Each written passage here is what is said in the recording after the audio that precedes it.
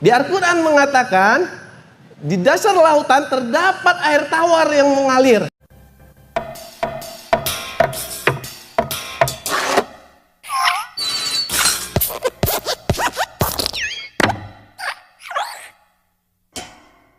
Shalom saudaraku, bertemu kembali dengan saya di Risans Channel, dan saya harap teman-teman semua dalam keadaan sehat dan diberkati oleh Tuhan kita Yesus Kristus. Teman-teman, di video kali ini saya akan kembali untuk meluruskan sebuah klaim dari pihak Muslim, yaitu mengenai tentang sungai yang berada di bawah dasar laut. Dan sebelumnya saya juga sudah meluruskan ya sebuah klaim mengenai bulan terbelah yang diajukan oleh pihak Muslim. Dan kali ini kita akan meluruskan mengenai sungai yang berada di bawah laut. Islam menggunakan poligami ini untuk memuliakan wanita. Semua itu terbukti dengan ilmu sains. Semua terjawab. Hasil riset abal-abal saya ya, bukan riset yang seperti orang barat ya. Nah, saya riset dengan beberapa media gitu kan. Saya sinkronkan. Masya Allah, 1400 tahun yang lalu, siapa yang punya mikroskop? Siapa yang punya teleskop? Siapa yang berani mengatakan bulan pernah terbelah? Hanya di Al-Quran. Hanya di Al-Quran. Dan NASA membuktikan bulan pernah seperti terbelah karena di tengahnya ada garis seperti disambungkan kembali. Benar ya? Benar ya? Ini terbukti oleh NASA. Di Al-Quran mengatakan, di dasar lautan terdapat air tawar yang mengalir. Kurang lebih seperti itu, saya agak lupa seperti apa. Tapi sekali lagi 1400 tahun yang lalu, Islam ini terkenal di daerah gurun ya, di daerah Arab, bagian timur tengah. Bagaimana caranya? Rasulullah mengatakan di dasar lautan itu terdapat air tawar yang mengalir. Bagaimana caranya? Jika dia di gurun, di pasir yang tandus, dia bisa mengatakan seperti itu karena atas izin Allah. Dan terbukti sekarang di abad ini terbukti, benar-benar terbukti ada sungai yang mengalir di dasar lautan. Semua yang ada di isi Al-Quran setelah saya teliti, 75% yang saya teliti itu benar apa adanya. 25% sisanya itu masih ambigu. Ambigunya antara benar-benar sudah terjadi dan kita tidak tahu karena kelemahan manusia, atau Allah sedang mempersiapkan untuk masa depan. Tidak mungkin salah, tapi ambigu karena kita belum tahu. Itu saja. Jadi tidak mungkin Islam itu salah. Klaim sungai di bawah laut ini sebenarnya sudah menjadi klaim yang beredar luas di kalangan pihak Muslim. Dan semakin membuat mereka takjub karena sungai di bawah laut menurut mereka merupakan bagian dari yang tercatat di dalam kitab suci mereka. Sebut saja di dalam surah Al-Furqan 25 ayat 53. Dan dialah yang membiarkan dua laut mengalir, yang ini tawar dan segar dan yang lain sangat asin lagi pahit. Dan dia jadikan antara keduanya dinding dan barat yang tidak tembus. Lalu juga terdapat dalam surah Ar-Rahman 55 ayat 19-21. Dia membiarkan dua laut mengalir yang kemudian keduanya bertemu. Di antara kedua ada batas yang tidak dilampaui masing-masing. Maka nikmat Tuhanmu yang manakah yang kamu dustakan? Klaim sungai bawah laut ini muncul ketika pertama kali ditemukannya Cenote Angelita di Meksiko. Awalnya ada pihak yang mengklaim bahwa sungai ini ditemukan pertama kali oleh seorang penyelam profesional asal Prancis, yaitu Jacques Yves Cousteau. Karena takjub dengan penemuan sungai di bawah laut ini, akhirnya dilaporkan bahwa Jacques pun diklaim menjadi mu'alaf oleh pihak Muslim. Padahal fakta sebenarnya tidak demikian karena Jacques ia tidak pernah menjadi mu'alaf sama sekali. Dan sampai akhir hayatnya ia tetap Kristen dan mayatnya disemayamkan di Katedral Notre Dame di Perancis.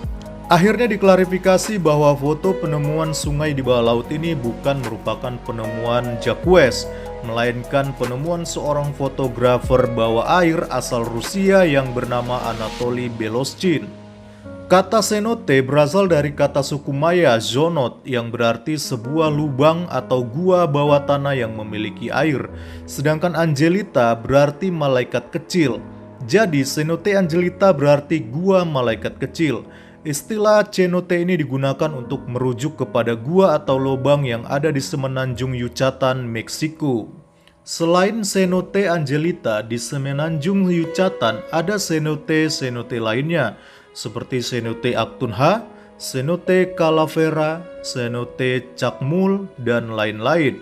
Formasi gua-gua ini terhubung dengan laut dan terbentuk sekitar 6.500 tahun yang lalu. Cenote ini memiliki sejarah sangat tua. Suku Maya biasa menggunakannya untuk berpergian ke kota lain. Namun, baru pada abad ke-20 ketika penyelaman dan penjelajahan gua menjadi populer, cenote ini kembali menarik perhatian. Cenote Angelita yang sedang kita bicarakan ini terletak sekitar 17 km dari Tulum. Ia memiliki diameter lubang sekitar 30 meter dengan kedalaman sekitar 60 meter. Cenote ini berada di wilayah hutan lebat yang memiliki keanekaragaman flora dan fauna yang cukup kaya. Bahkan, hewan jaguar juga tinggal di hutan ini. Karena itu, sebenarnya kurang tepat kalau menyebut Cenote Angelita ini sebagai sungai di dasar laut. Cenote Angelita sebenarnya sebuah gua berair di tengah hutan, bukan di laut, walaupun airnya memang terhubung dengan laut. Jika kita menyelam ke dalam Cenote Angelita, kita akan menemukan air tawar pada kedalaman 30 meter pertama yang kemudian diikuti dengan air asin pada kedalaman 60 meter. Pada kedalaman itu juga kita bisa melihat sungai dan pohon-pohon di dasarnya. Nah, sekarang saya akan membahas 3 karakteristik cenote ini yang banyak membingungkan orang. Yaitu yang pertama, mengapa air asin dan air tawar tidak bercampur? Dalam deskripsinya mengenai Cenote Angelita, Anatoly Beloschin, seorang fotografer profesional mengatakan, di kedalaman 30 meter air tawar, lalu pada kedalaman 60 meter air asin, dan di bawah saya melihat sebuah sungai, pulau, dan daun-daun yang jatuh. Dari deskripsi ini kita bisa menyimpulkan kalau air tawar berada di atas air asin. Bagaimana mungkin air asin dan air tawar tidak bercampur? Jawabannya adalah karena sebuah fenomena yang disebut halocline. Halocline adalah sebuah zona vertikal di dalam laut di mana kadar garam berubah dengan cepat sejalan dengan perubahan kedalaman perubahan kadar garam. Ini akan mempengaruhi kepadatan air sehingga zona ini kemudian berfungsi sebagai dinding pemisah antara air asin dan air tawar. Air asin memiliki kepadatan yang lebih besar dibandingkan air tawar. Ini membuat ia memiliki berat jenis yang juga lebih besar. Karena itu wajar kalau air tawar berada di atas air asin. Ketika kedua jenis air ini bertemu, ia akan membuat lapisan halocline yang berfungsi menjadi pemisah antara keduanya. Peristiwa ini tidak terjadi di semua pantai atau di bagian laut, namun cukup umum terjadi di gua-gua air yang terhubung ke laut seperti cenote. Perbatasan antara air asin dan air tawar atau halocline pada Cenote Angelita berada pada kedalaman sekitar 33 meter, dan dalam kasus cenote ini, air tawar di permukaan berasal dari air hujan. Yang kedua, bagaimana bisa ada sungai di bawah laut? Dalam foto yang kita lihat ini, Cenote Angelita sepertinya memiliki sungai di dasarnya. Jika benar, tentu saja akan sangat membingungkan. Namun sebenarnya sungai tersebut hanyalah sebuah ilusi.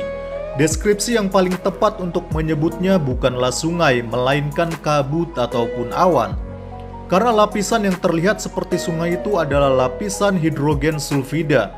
Lapisan ini membentuk kabut atau awan tebal yang membuat ilusi sungai. Tidak banyak yang bisa menyelam sampai kedalaman ini karena lapisan ini terdapat di dasar Cenote Angelita, yaitu di kedalaman sekitar 60 meter. Lapisan hidrogen sulfida ini terbentuk akibat pohon-pohon atau organisme yang membusuk di dasar cenote. Karena itu lapisan ini memiliki bau yang tidak enak seperti telur busuk. Selain karena aktivitas bakteri pembusukan, gas ini juga bisa dihasilkan oleh aktivitas gunung berapi.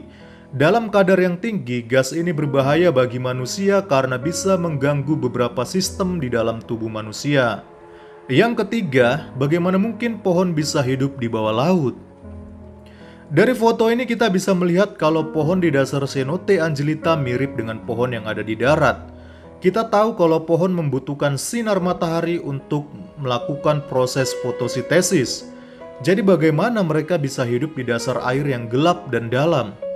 Jawabannya atas pertanyaan ini sebenarnya sangat sederhana, yaitu tidak ada pohon yang hidup di dasar cenote. Kebanyakan dari pihak pengklaim salah di dalam menginterpretasikan kalimat Anatoly Belozhin. Anatoly mengatakan di kedalaman 30 meter air tawar, lalu pada kedalaman 60 meter air asin, dan di bawah saya melihat sebuah sungai, pulau, dan daun-daun yang jatuh. Jadi teman-teman, ia hanya mengatakan kalau ia melihat daun-daun yang jatuh. Ini jelas terlihat dari foto-foto yang diambilnya kalau batang-batang pohon itu adalah pohon-pohon yang mati dan daun yang dimaksud adalah daun yang berserakan di dasar cenote. Anatoly tidak pernah mengatakan melihat pohon hidup di dasar cenote. Lalu pertanyaannya, dari mana asalnya batang pohon dan daun-daunan tersebut? Jawabannya adalah karena cenote ini terletak di tengah hutan. Tentu wajar kalau ada batang pohon dan dedaunan yang jatuh ke dalam dasar cenote. Nah teman-teman, itulah penjelasan ilmiah mengenai Cenote Angelia yang sering diklaim sebagai sungai bawah laut, padahal faktanya hanya merupakan sebuah gua berair di tengah hutan yang airnya mengalir ke laut. Kiranya penjelasan ini dapat menambah wawasan kita mengenai Cenote Angelita. Terima kasih sudah menonton video ini. Tuhan Yesus memberkati. Shalom.